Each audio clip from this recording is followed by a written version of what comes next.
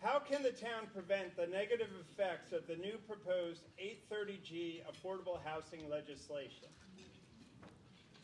I'm going to repeat what I said just in the beginning. Welcoming everybody. Thank you for coming out today. Thank you for the Rotary for hosting this important event. It is wonderful to see so many people who are engaged in our community, and I'm looking forward to debate. Thank you, Tony, for being here. In terms of 830G, that statute, right now, Fairfield is in a moratorium. We have reached enough housing points, which is a great place to be. We are right now in the position where developers cannot come in under that statute and bypass our local zoning regulations. And we are well on our way to achieving our second moratorium for 830G. So that'll give us about 9 years to truly control our destiny when it comes down to housing and development. So we need to seize the day on this one. I think that our Town Plan and Zoning Commission does a lot of this work. They are planning to have monthly planning meetings to just speak about moving forward, what housing in the community will look like. We want to make sure that we continue to keep our moratorium, and when the moratorium is over, build up enough affordable housing units that we don't have to worry about this statute in the future. Thank you, Christine. Tony? Thank you. We're just going straight to questions. There's no rebuttals. Okay, guys? No, not at all. Thank you. 830G is a statute. Excuse me, Tony. We are not having rebuttals. We're just going question to question. Oh, So I thought I was replacing the same question. Nope. You're Oh, going to get a different whole question. new question. Oh, I okay. got questions for everybody. Wow. All of No, you, no, no. Get ready. It's the same question. Well, then that's just like a rebuttal. No, we just address it. So everyone's going to answer every question. You guys aren't leaving till 4. All right, Tony, then the same question. Thank you, Tim. 830G is a law that has existed for over 30 years. It allows zoning to be able to adapt to affordable housing that overrides local control in regards to density, environmental impact, and it really encroaches on local control. But that being said, we also have the recently passed House Bill 8002. And there is a tremendous challenge. The challenge is, how do you balance affordability and access to housing? At the same time, making sure that the infrastructure, traffic, and the density of our community does not struggle and suffer. Ultimately, with 8002 and 830G, you need to have somebody that understands the law, as I've done in over 16 years in planning and development up in Hartford, to be able to understand the nuances, but also, most importantly, how we can adapt legislation, particularly with the new law of 8002 that was passed in special session, in addition to 830G, that we may have a moratorium on. But even before that moratorium, we had nearly 16 projects that were filed before that we now need to consider. That being said, I think you need to have leadership and experience to challenge the legislation as it impacts our community, to be able to have safety as a concern, which is the exception that is allowed. But ultimately, I think it's a real challenge to deal with state government. 8002 is a new law that impacts state governments on local control. So my offer is a solution that we need to deal with the Office of Policy and Management, with the governor's office, and also regional COGS. We need to be involved. We need to articulate the advocacy on behalf of our community. That is what we need to solve this issue. Okay, thank you, Tony. Tony, this next question goes to you first. What do you believe can be done to control the growth in town spending, and can you give 2 specific actions that would lower taxes? I think revaluation that has just hit everybody's mailbox during the Christmas week is a shock. When you're looking at nearly 65% of increase in valuation, it's a double-edged sword in the sense that our property values have increased, but nevertheless, the taxation impact is significant. Because when you consider 17% increase as compared to residential and a commercial, here's a fact. The fact that if we don't spend a single additional dollar in spending, we're looking at a 6 to 8% tax increase for residents in this town. That is critical for those that struggle with affordability. struggle with being able to stay in their community, in a community that they love. Seniors on fixed income, young families that can no longer come into this community. When you talk about the taxing impact, you need to have courage. You need to have discipline. You need to have the understanding that the best talent that we can hire needs to understand how we discipline our spending. You can't do it in a vacuum and hope. I think hope is a great idea, but the facts is essential for how we need to govern moving forward. We can no longer continue to rise in taxes. We can no longer say other communities are raising their taxes, so therefore we must continue that trend. I think ultimately we need to have the discipline, and that discipline needs to come from fiscal management, skill sets. I will bring in my experience in executive search as well as my real estate experience to be able to understand this valuation is a double-edged sword, but we need to manage it understanding that the real life implications affects people's lives. Thank you, Tony. Christine, the same question to you. Can you repeat the question? Certainly. What do you believe can be done to control the growth in town spending, and can you give 2 specific actions that would lower taxes? I think it's twofold in terms of taxes. We want to be responsible fiscal stewards. We want to be smart in our spending. Because very often, as you know, sometimes you have to invest and to get a better return on your investment. Our sewer systems, our schools, our streets, these things take investment, but they also lend us to the overall long-term health of our community in terms of providing a base for commercial growth, and that, and Tony mentioned the revaluation. This last go-around, part of the challenge is that there was a shift between residential and commercial, and residential is now taking up a larger portion of the grand list. And that will lead to a tax increase for some people simply due to the revaluation. It has nothing to do with what the operating budget is at this point. In terms of being fiscally responsible, we need to look at our town government, we need to get the top talent, we also need to modernize. We need to look at areas where there's not duplication, look at areas where we can use technology in order to save money. Look for state-of-the-art. We're not a small town when it comes to town government. Very often we're still running our town government as if we were, it was 30 years ago and our population was smaller. We are growing, we have challenges, and we need to make sure that we are being responsible in our spending, but also forward-thinking. In terms of reductions, I think that we need to look at, our school budget is one area. Having served on the Board of Education, the school budget is the largest budget driver. Really looking at areas where we can modernize there, be fiscally forward-thinking in terms of our spending, so we're not surprised each year that we need textbooks or we need new equipment or we need cars. More forecasting, I think, will enable us to have better control of our operating budget. I served as a manager for not-for-profit associations. Thank you, Christine. Thank you.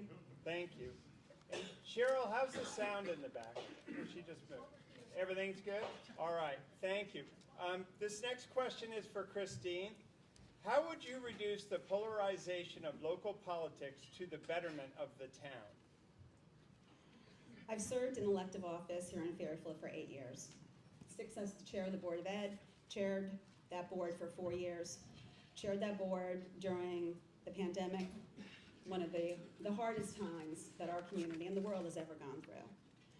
We made really difficult decisions, and we did it in a bipartisan way. It was never about politics.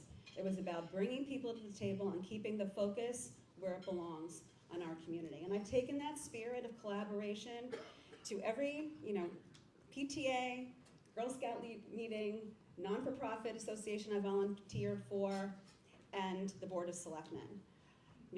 After Bill passed, there was only 2 people on the Board of Selectmen, myself and Brenda Kupchak, Democrat and Republican. And in that time, we had to work together, and we did. We passed charter revision, we moved forward our capital plan, we appointed our third member of the Board of Selectmen. We approved contracts, we approved budgets, and we brought people to the table. It was in that spirit of collaboration that we keep Fairfield moving forward. There's enough division in this world at the national level. We don't need it here in Fairfield. I appreciate Tony coming to the table and everybody here in that spirit of bipartisanship and really keeping the focus on our community. Thank you. Thank you, Christine. Tony, same question. I think civic engagement, evident by all of you that are here today, is a testament that people do care about their government. They care about their community, a community that they love. But that being said, we're also surrounded by the national and state tumult. You can't look at today's news without feeling a divisiveness and an anger with the whole process. That being said, I think the loss of local journalism and neighborhood news is one of the big culprits of the loss of community. I find it interesting that the Rotary in this approach in saying, love thy neighbor, engage in neighborhoods, and engage with your community. We need to do more of that. This is an example where people can come together. Christine and I, even though we're on opposing sides, we're sitting side by side. I recognize her civic engagement, and I applaud her for it. But that being said, we have real differences of opinion. We have real perspective differences on how we can move this town forward. This is an opportunity to have real engagement, to address the issues and solutions, and no longer slander, no longer attack people's motives. Look, bottom line, the challenge is for us to challenge the issues and the problems and find solutions. Because when you play the blame game and you assign personal attacks, you move away from real solutions. So for me, my challenge is we're going to focus on solutions. You can go to my website, tonyhwang.org. I can offer to you, the residents of this community, viable solutions that will address the challenges and the problems that we're facing. It is an incredible opportunity for me to be able to run. And I know there's incredible challenges of why we're running. Thank you, Tony. But at the end of the day, it's about being involved. It's about providing solutions. Okay, Tony, this next question goes to you first. What are your top priorities for the public schools, facilities modernization, and what will its impact be on real estate taxes?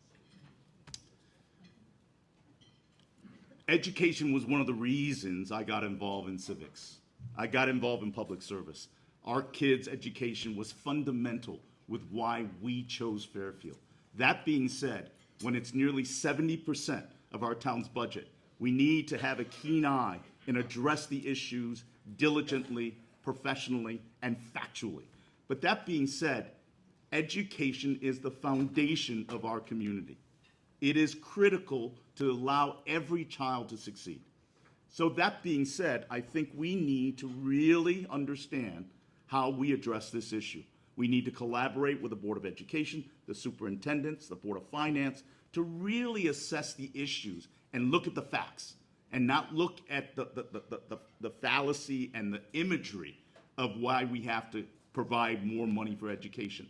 I applaud the people that advocate for education. But that being said, I think we need to have a fine-tooth analysis of every educational dollar, not only in education, but every dollar of the taxpayer in this town. But that being said, education is fundamental. It is critical to the well-being and the property value, as well as the opportunity for every child to succeed. It is really, for me, fundamental. But at the same time, it has to understand that we have to live within our means. And the fact is, it is critical to not only look at money as a solution.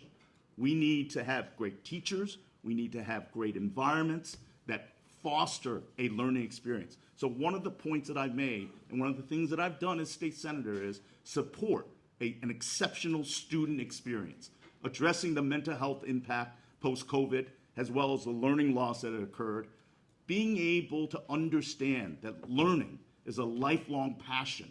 And when we can instill that in our children, we've done a critical job to ensure that they will succeed into the future. Thank you very much, Tony.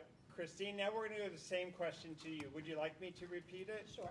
Okay, the question was, what are your top priorities for the public schools, facilities modernization, and what will its impact be on real estate taxes?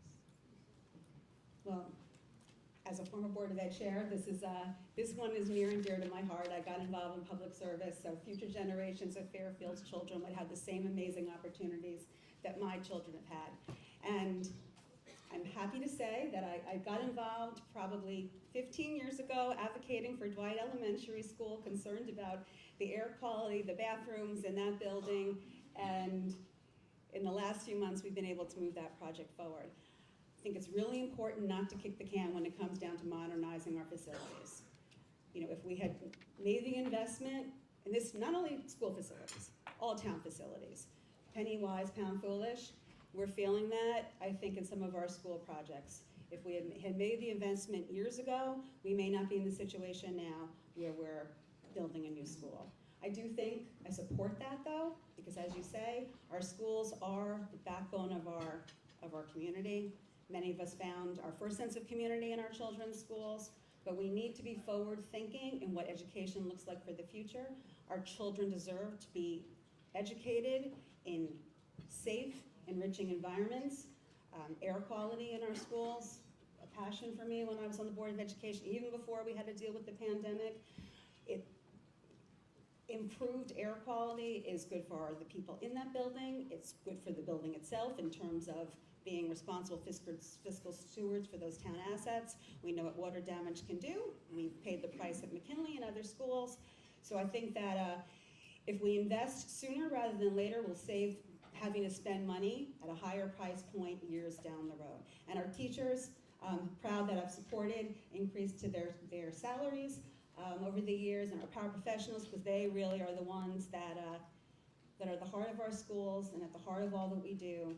And without them, we wouldn't have this stellar school district. So I thank them for their service, and I thank our community for being so supportive of our schools. Thank you, Christine. Okay, this next question goes to Christine first.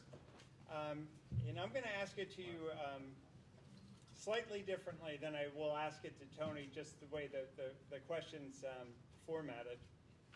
So Christine, what changes have you made to the staff and departments? And furthermore, what other changes would you make in the future to the staff and departments?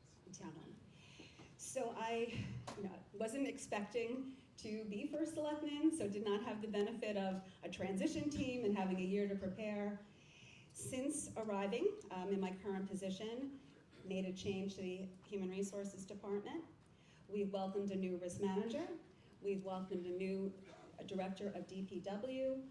We welcomed a new police chief. He was thankfully already part of the department. We have welcomed a new fire chief. Our finance department, there's a lot of new staff in that department that were hired under First Selectman Gerber.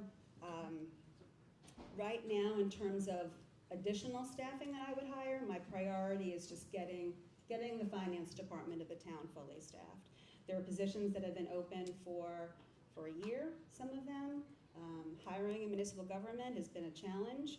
Our search for the CFO took the better part of a year. In terms of other staffing changes, we had a chief operating officer under Mr. Gerber. That position is open right now, but will be filled per the charter. We're sort of waiting to see what would happen with that. We voted in November to add the COO as a charter position, so we'll be looking to fill that position as well. I'm trying to think if I forgot anybody. I think that's where we are right now. So getting the finance department up and running. Our HR director, we have a new HR director starting on February 1st.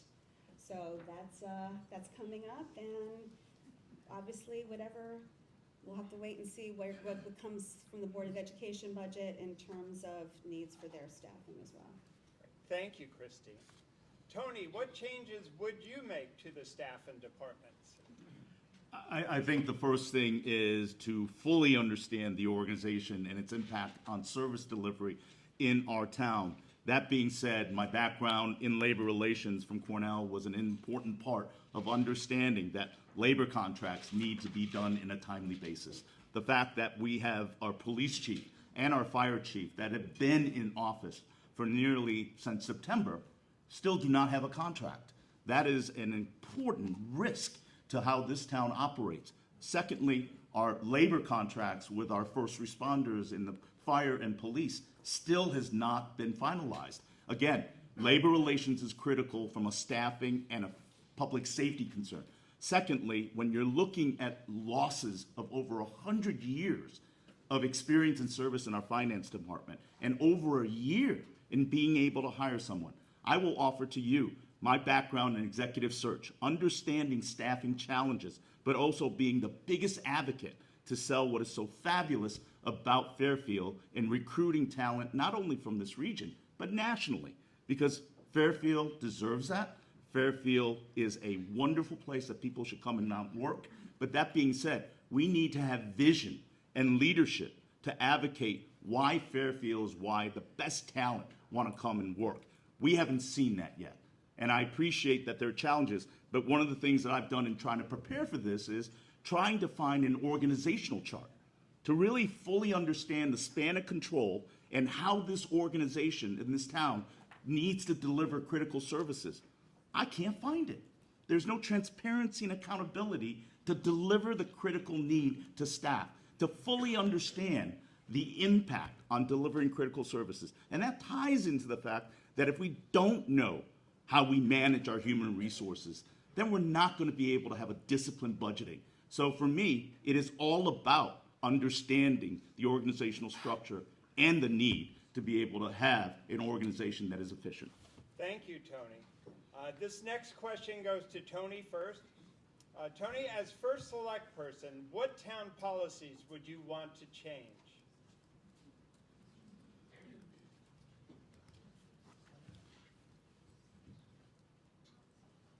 I am running for First Selectman because I love this town.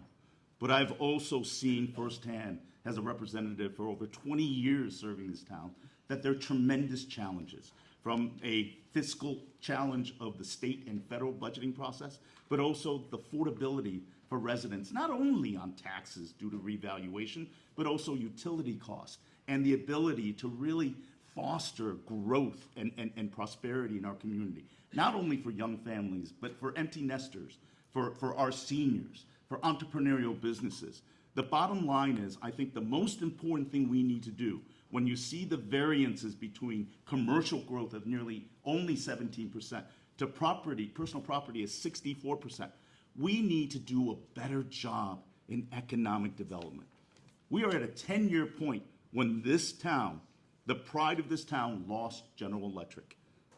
We cannot be a community that does not sustain and be able to provide opportunities for economic development growth.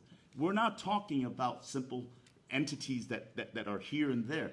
We need to be able to be innovative. We need to be able to be champion advocates to recruit Fortune 100, Fortune 1000 companies, entrepreneurial, digital, bioscience entities, that they want to come to Fairfield, grow their business, grow our commercial property grand list, and be able to create wealth that will supplement and offset the challenges of personal property taxes. We have seen the evidence of the differential ratio and the loss of commercial realization, commercial activism in our community. So one of the first things I would do is I would be the biggest champion.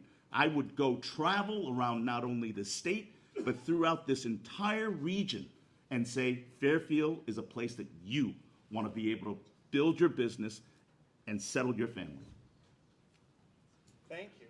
Christine, same question. What town policies would you want to change as first select person? Well, as first select person, I'm currently changing town policies to make sure that our tax dollars are being protected. We recently, I don't know if I should tell you all of this, but we recently changed, many things were getting purchased being by a voucher, a paper voucher. And I was talking about modernizing state government, modernizing our town government. That's one policy that we're changing right now. Everything is going in for requisitions, so we have a better tracking on how our tax dollars are being spent. They have to be signed off by the department heads and by the finance department, and if the finance department needs something, it'll be signed off by the first select person. There is that level of oversight that is needed, and there are many policies that haven't been updated in this town for years. While I said our HR director isn't starting until the beginning of February, that does not mean that there's not been a vacuum in HR.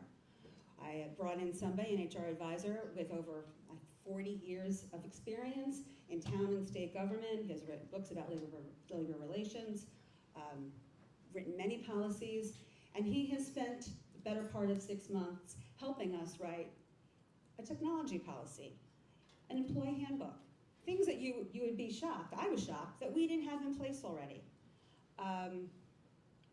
A department head policy, just so the people that work in town government understand what policies they expect administration to be following. So those are the basics that have been taking up a good part of the time of the last 6 months. Would also like to just give our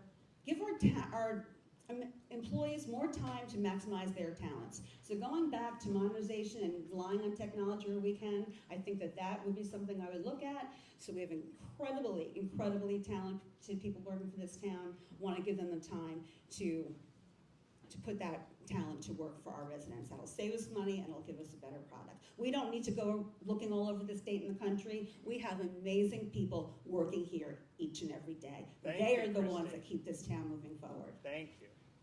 Okay, Christine, this next question goes to you first. What special skills do you bring to the first select person's position?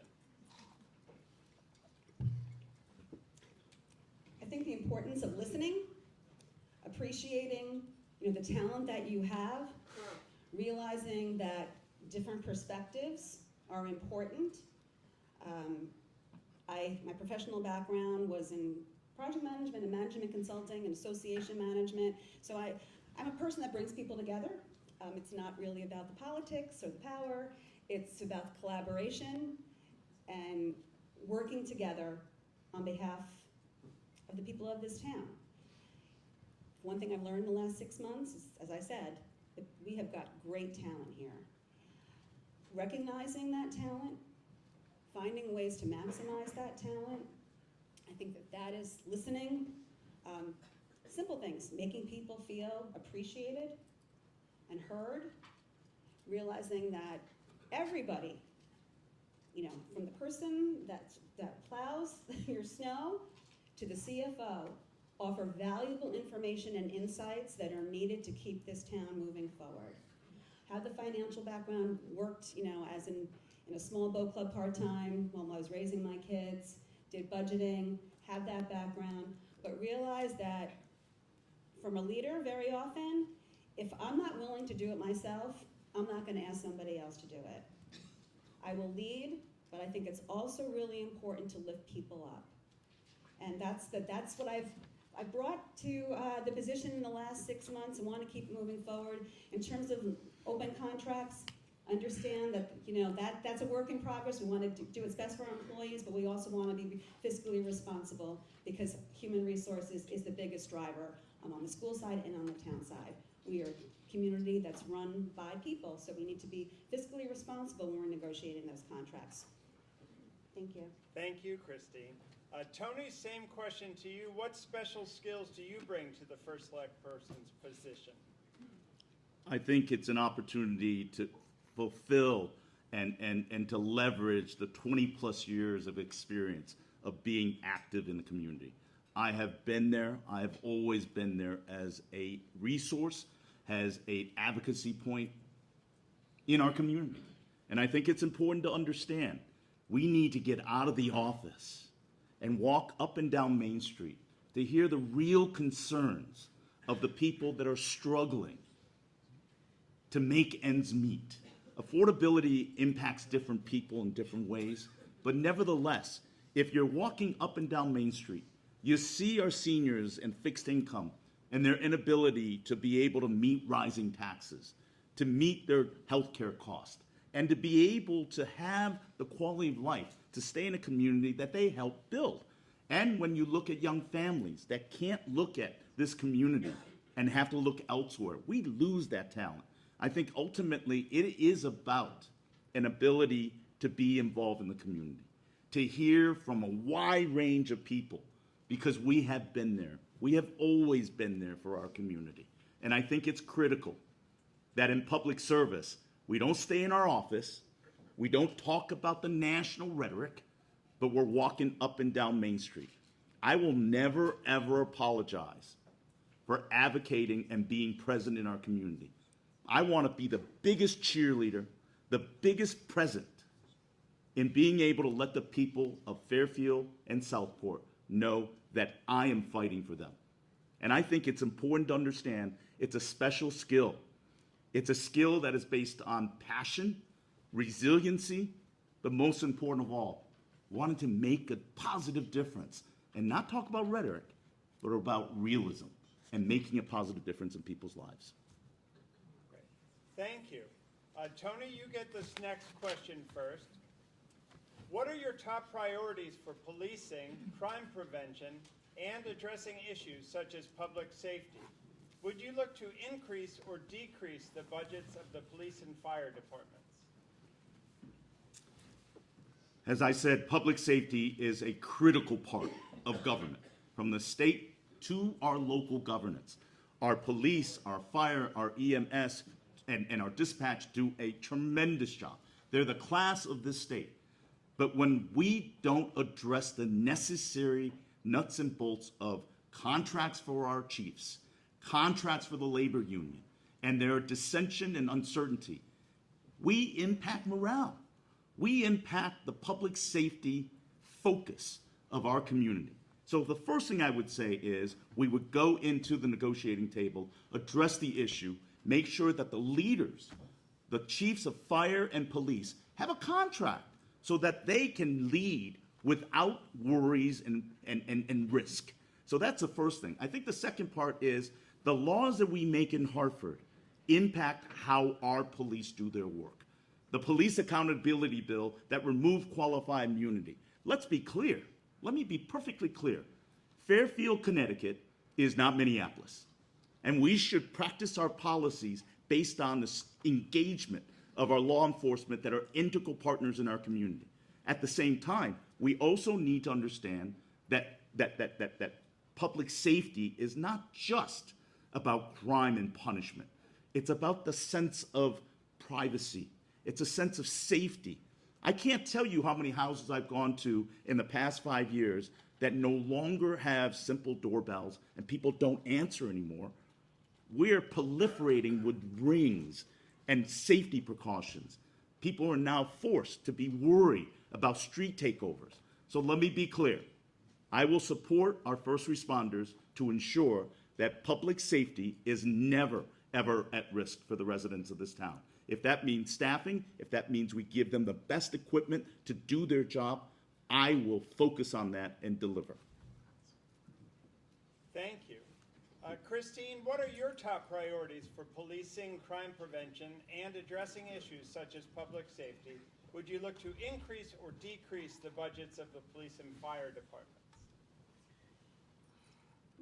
I'm not looking to decrease the current budgets of the police and fire departments.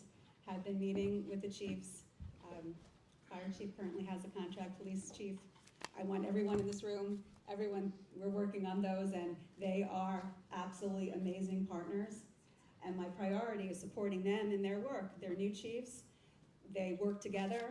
They have been an incredible resource to the First Selectman's office, going back, but for myself personally, I want to give a personal shout out to each of them because they really have been there every step of the way. We've faced some challenges. SantaCon, working together on that this year, knock on wood, with the help of the university and our first responders. It was an event that students here in town were able to enjoy without wreaking havoc in certain parts of town.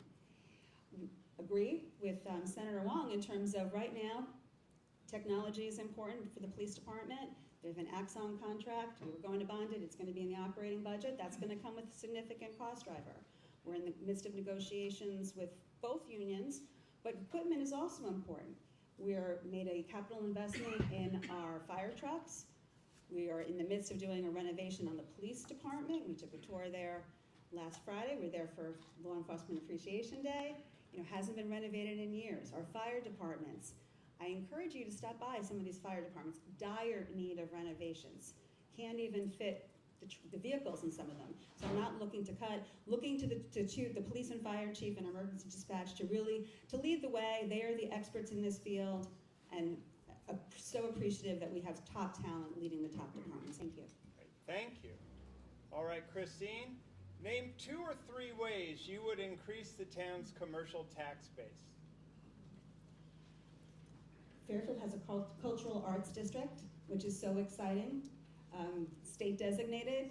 I think that is one way that will just build the commercial base in terms of having new businesses come to town. We have an amazing Department of Community and Economic Development. I think we also need to look at just planning, going back to opening statements in terms of, we have a 10-year plan right now. What is development going to look like?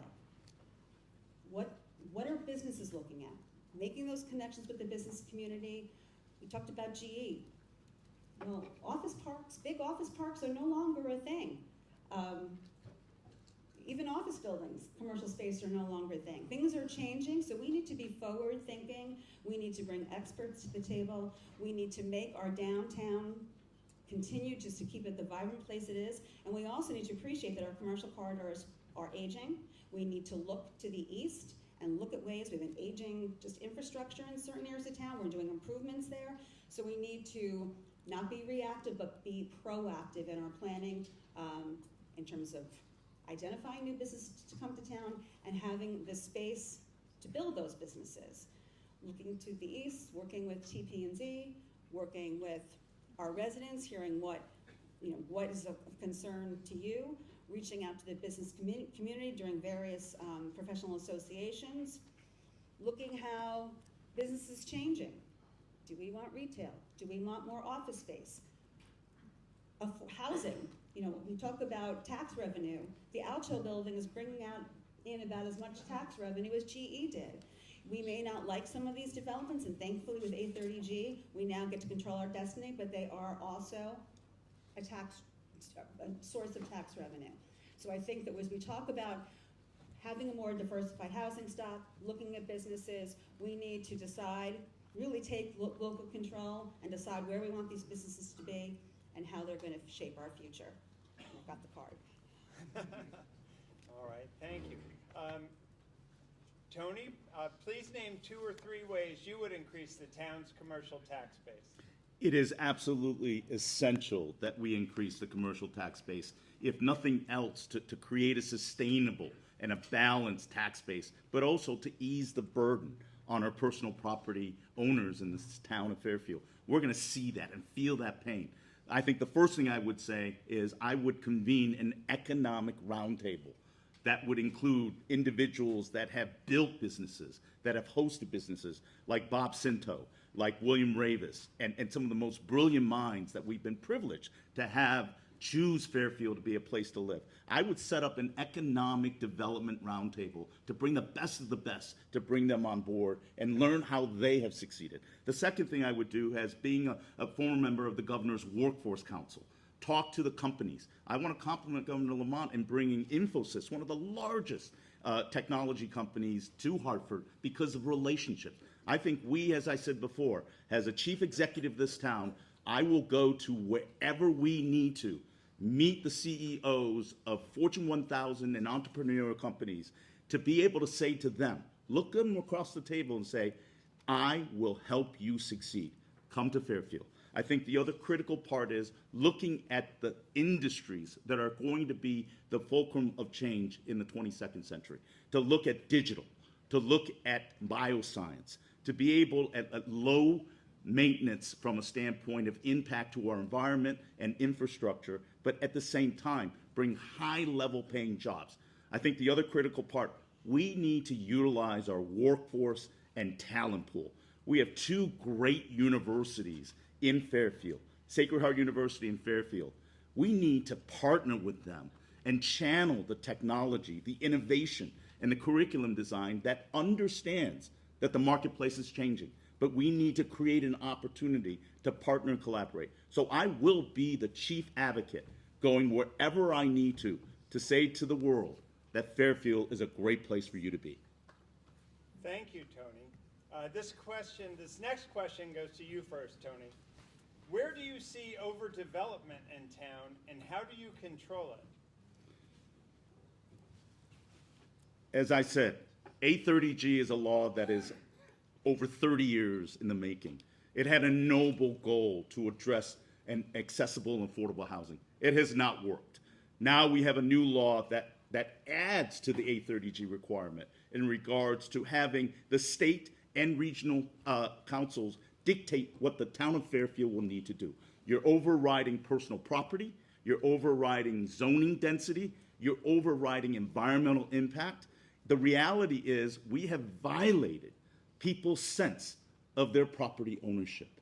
That being said, I think 830G and House Bill 8002 is the same comparable of what the UI monopole did to the community of Southport, to its businesses, to its churches, and we fought vigorously against that intrusion. I will share with you, as the chief executive of this town, we will measure every project to ensure that it is in compliance with the law, but nevertheless, for those people that are making decisions impacting the lives and the residents of this town, I'm going to make sure there's a balanced viewpoint.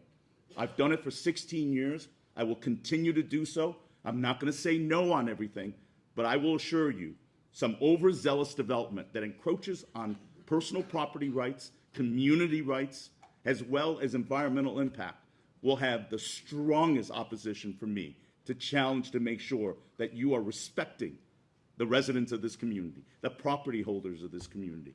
We can have balance. People need to remember, over 40 years ago, Fairfield was the innovator in regards to affordable housing, from Sullivan McKinney to Parish Court. We can do it again, but the solution can't be a top-down, one-size-fits-all. It needs to be a collaborative effort where state, federal, and local and community needs to work together. None of these projects that I see are truly affordable. Thank you. Christine, same question. Where do you see overdevelopment in town, and how do you control it?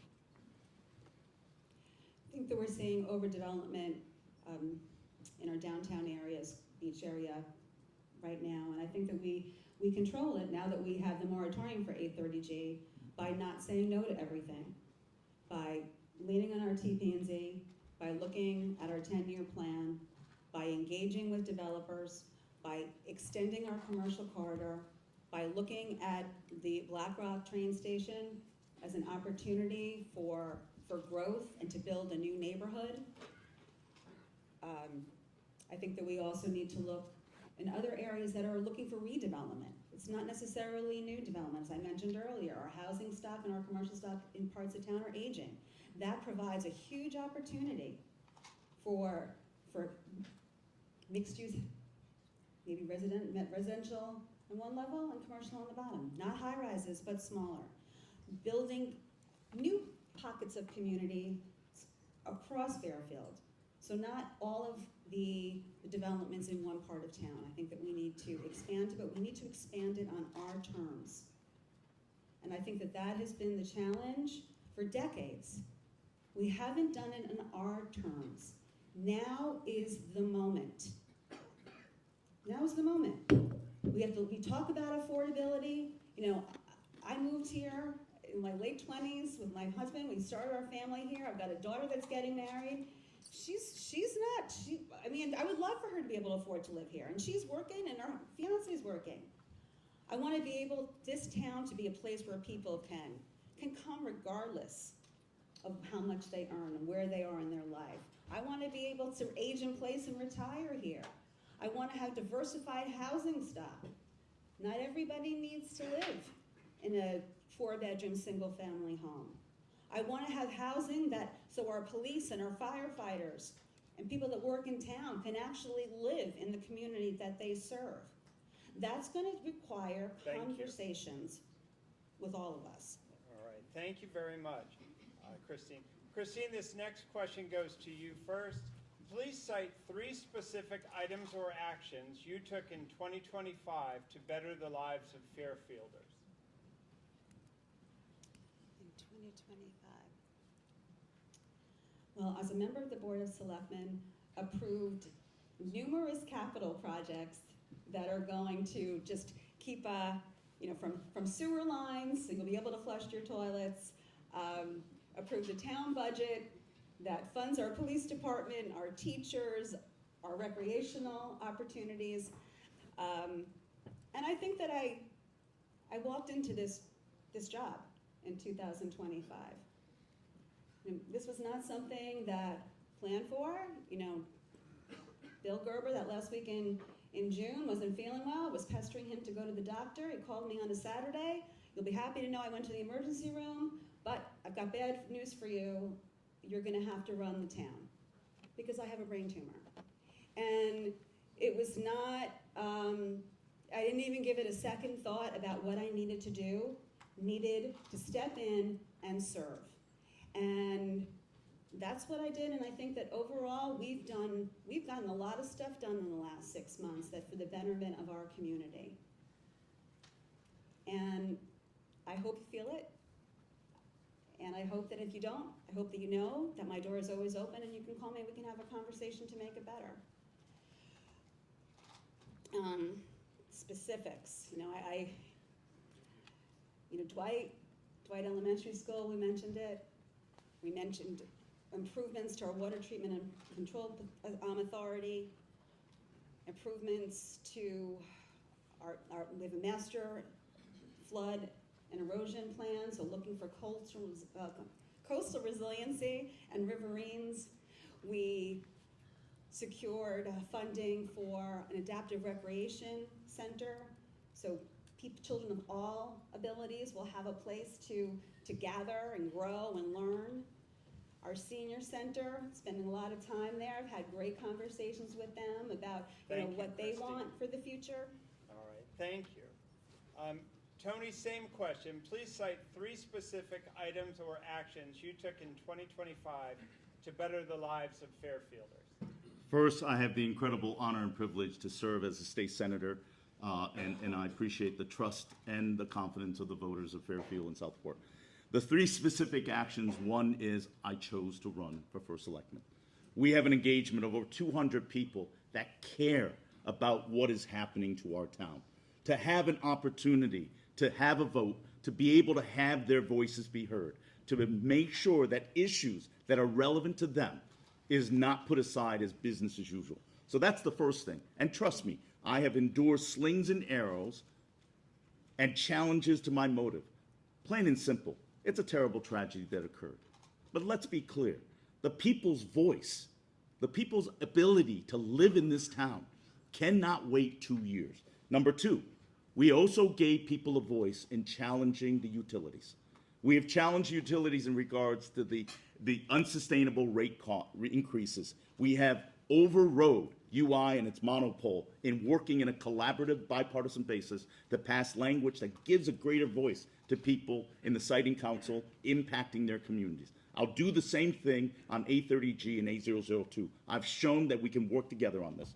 I think the third is to be able to understand that Vision Zero on the roadway. As the ranking member in a collaborative bipartisan basis, I worked with the Democratic chairs to pass a Vision Zero language years before. We refined it to make sure that our roadways are safe for pedestrians as well as our bikers and those in vehicles. We address the issue of impairment, distracted driving, and recklessness. The most important part is we have been able to create solutions. And that's what I'm looking to do in running for First Selectman of Fairfield, is provide solutions based upon the experience that I bring forth. Thank you, Tony. This next question goes to you, Tony. Can you comment on Pura rejecting Aquarian Water Company sale, and what is your position?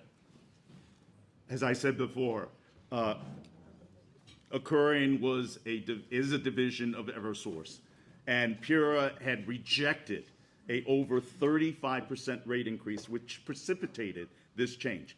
The most important thing that I will offer is that we have represented the voice of the consumer, that transparency, accountability, and due process did not occur in this review process, that the utilities had promoted a kind of a we're bigger and we're too big to fail, and you as a consumer need to take it. I refuse to accept that. We spoke out against this. We had Pura reject this. We fought against UI and the monopoles, and when I say we, it is Democrats, Republicans, Senate and the House, Bridgeport and Fairfield working together. So when we talk about independence, when we talk about an opportunity to create solutions and not go to our partisan sides, I've demonstrated that. In fact, I've demonstrated that so well, I got both sides angry at me. But being said, it's about leadership and not about labeling. Bottom line, we need to have greater accountability, transparency, and due process, and I want to bring that to town government so that the people we represent and the tax dollars that we collect from you are put to work effectively, respectfully, and diligently. The bottom line of all of this is the fact our utilities need to be held accountable. And as a state legislator, I did that. And as a town official, I will continue to fight the overrun of people's courtesy and ratepayer protection. Okay, thank you, Tony. Christine, same question. Can you comment on Pura rejecting Aquarium Water Company sale, and what is your position? Thrilled that they rejected the sale. You know, in talking about the last 6 months, I don't know how I could not have mentioned that we fought as a community. We fought the sale of Aquarium to RWA. We fought UI from the very beginning. You know, First Selectman Gerber, priority when we ran for office back in 2023, and has been steadfast in that. Want to thank all of the grassroots organizations across the state, but mostly in Bridgeport and in Southport, for leading this charge, and for our legal team. When we talk about bringing everyone to the table, this is something, I agree with Senator Hwang, that there's no partisanship. This is about Fairfield, it's about protecting our property values, it's protecting our future, it's protecting our churches, it's about protecting our natural resources, it's about protecting our libraries, and stand together on that one. It was a priority for me. You know, we thought that we had beat UI back in June. The straw poll vote was going to go our way, and then in September it didn't. And we brought everybody in. I want you to know that, you know, town government right now, that bipartisan and collaboration with other municipalities is happening. We brought UI in. We brought the mayor of Bridgeport in. We brought the delegation in. When we didn't seem to get anywhere with that first meeting, reached out to the governor's office, advocated for more time, went up to Hartford, about Pura and UI, and thankfully we got another month from the governor for the UI. That was the game changer, and right now that UI sale, the UI southern route for the monopole was rejected by the siting council. So good news, and we're going to keep our eye on both of these cases. Okay, thank you very much. This next question might run into the last question, but Christine, this goes to you first. Can you comment on the Connecticut Siting Council's reconsideration of UI's monopole proposal in Fairfield? I think that right now they voted to reject the current plan before the siting council. Right now, our hope is that they just need to get the opinion to align with the vote. We won. We're going to continue. You know, we appreciate the need to upgrade the grid, but we remain steadfast in our advocacy of that the current plan put forward by UI, the siting council, is a non-starter for us. They bury the lines in other parts of the country, in other parts of Connecticut. I don't know why they can't do it here. We want more information. We are willing to come to the table, looking for solutions, and that's really where I stand right now. I'm sure, you know, I hope this is behind us. I hope that they come back with a new plan, and if they don't, and if they want to continue to fight, bring it. We've got the best legal team right now. We've got the best community. We're united on this, and as we know, when Fairfield stands united, we're unstoppable. So Hopefully, it will not be going, too far, because in terms of budget, heads up, the legal budget will be reflecting this fight. We know it's a smart investment. You get what you pay for, and we think this is a priority for Fairfield and for Southport. Thank So you. we'll continue to advocate on your behalf on this. Thank you. Tony, same question. Can you comment on the Connecticut Siting Council's reconsideration of the UI monopole proposal in Fairfield? I think it's important to understand the latest reconsideration, as I understood it, was the Siting Council wanting to have another look at all the data and all the background research that went into their ultimate decision to reject 516R. That being said, I think it's important, and this will be a foundation of how I will run town government. I will be vigilant. I will be relentless. I will make sure it's never over till it's over. This is a saga that has gone with reconsideration. You're looking at utilities that are using ratepayer money and the massive influence that they impact on how we make decisions. Bottom line, we are going to be united, but you can never rest till the decision has been made and it's put to bed and UI comes back to the table. And they come back to the table with a reconsideration of the Siting Council law that we, in the General Assembly, passed to give greater oversight, transparency, and advocacy on behalf of those that are impacted. But let me be clear, we cannot rest, we cannot hope. We have an opportunity to be vigilant. And that is exactly what I'll do in everything that we will do on behalf of this town. We're not gonna wish, we're not gonna hope, we're gonna be vigilant and we're gonna advocate. And this case with utilities, we can never rest. The same with Aquarian. Aquarian through Eversource has now announced that they're looking for a 40+% increase. And they have filed an appeal to have RWA. I can assure you, I read the bill in a special session when majority of my legislative colleagues voted to approve this legislation to sell to RWA. I voted no. Bottom line, it is an opportunity for us as a community to never ever take it for granted and dictate the control of our community through town hall. Right. Hey guys, let's have a big hand for them. We just completed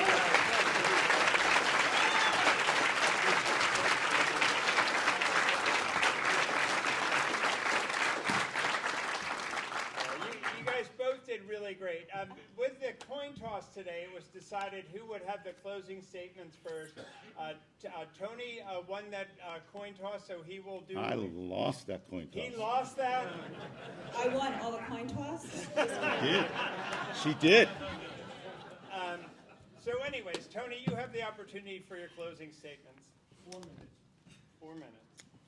Well, thank you to the Fairfield Rotary for hosting this forum. And thank you to everyone that are here today for caring about our town, to listen, to question, and to engage. This filled to capacity crowd is really a testament of why Fairfield is so uniquely special, why I want to run to be your first select person. And it reflects the importance and the strong interest that this special election holds for the people of Fairfield. Before I begin and talk about some of the philosophy, I want to take a moment to thank my family. For both of us that serve in behalf of our community, dealing with the slings and the arrows and the second guessing, we need to take a moment to thank our families. Our children who deal with this and make the sacrifices, they support us in our commitment to deliver quality and public service in our community. This election is not about me. And I know there's a lot of accusations and malignment. Here's the bottom line. I am running because I care about this town. It's not about national party politics and conflicts or social media trolls. It's about our shared future. As neighbors and Fairfielders, it's a wonderful plus that what was mentioned before. It is about PhD. It's about the opportunity to be a part of the community.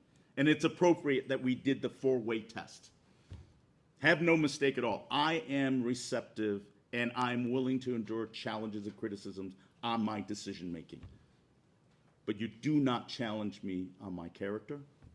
You do not challenge me for my passion and advocacy on behalf of the people that I've been elected to represent. I'm running because Fairfield has the challenge of either remaining as a town or turning itself into a city. It's a place where seniors can stay in their homes. Young families can afford to put down their roots. Empty nesters like myself can remain in the community that they love and supported and built. Our children who want to come back and build their lives, and entrepreneurs and vibrant businesses that choose to call Fairfield home. My personal story and value dictate why I am so passionate and I am so relentless and resilient. I'm the son of an immigrant who fled communism. My father worked 14-hour days in a small family restaurant.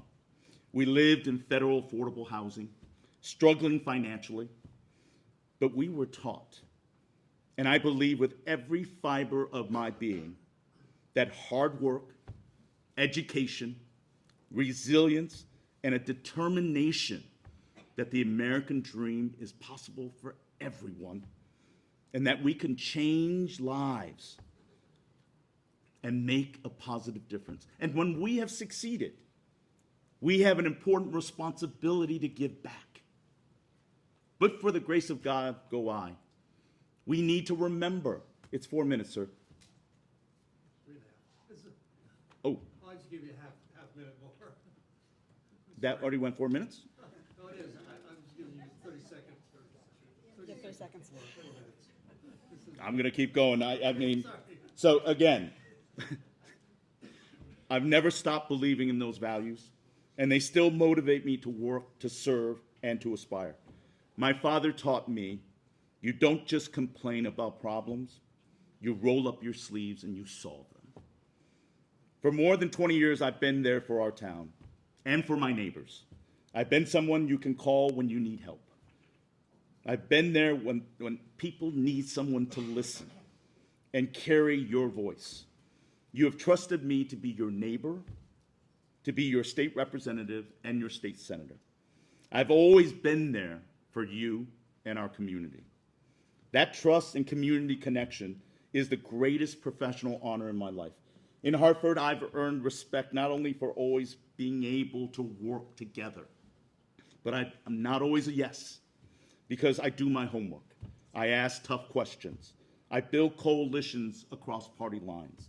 And I stand up to powerful interests when Fairfield's quality of life is at stake. So I think it's important for me to take a moment. The civic engagement is so critical for the future of this town because I want to stand up to negativity. I want to recenter this debate on solutions. So along the way, I've been called names, I've been attacked personally, and I've had my motives maligned. I know that I'm not alone, and I think that's important. We have seen it happen to others in our community. We have driven good people from wanting to be engaged in civic debate, to contribute to our community. And we have seen it especially on social media. I will never have a problem for someone looking me in the face and say, I disagree with you. But when we have the specter of social media and anonymity, the venom that is spewed is unacceptable at any turn. Thank you, Tony. I appreciate it. Christine, now you have your chance for your closing statement.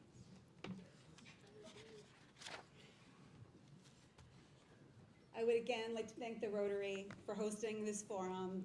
Thank you all for coming out and for all the thoughtful questions. It was definitely enjoyable, and look forward to learning more and hearing more about your concerns. And I want to thank Senator Hwang for the lively dialogue. And I just want to say, Senator, you don't have to wait to be, one day First Selectman to bring, call the round table and bring those businesses to Fairfield. So if you have the connections, after this we can have coffee and we can make that happen Happily. in the next few weeks. So for the past 6 months, I've had the honor of serving as your first select person. As I mentioned, it was not a job that I ever planned to do. After serving on the Board of Education for 6 years, 4 as chair during the pandemic, I really thought that maybe it was time just to walk away from elected office and volunteer in other ways in the community, share Senator Hwang's passion for public service.